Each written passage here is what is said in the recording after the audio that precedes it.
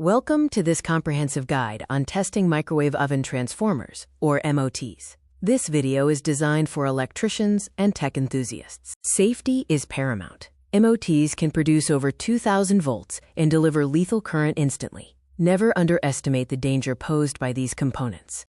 An MOT has three key components: the primary winding for input power, the secondary high-voltage winding for output, and the filament winding to heat the magnetron cathode.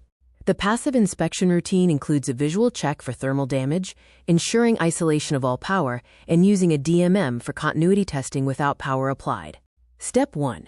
Test the primary winding. Locate the input terminals. An expected resistance is 0.5 to 2.5 ohms. Infinite or 0 ohms indicates a failed winding. Step 2.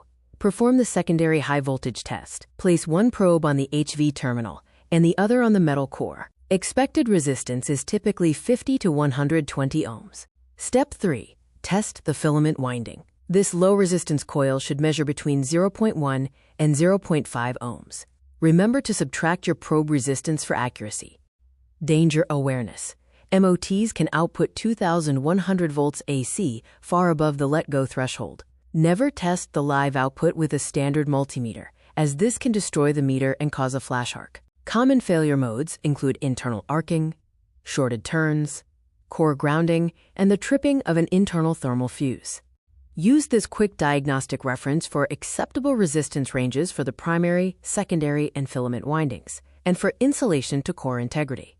Before you begin testing, always verify your multimeter is set to the correct range and your personal protective equipment is secure. A careful electrician is a living electrician.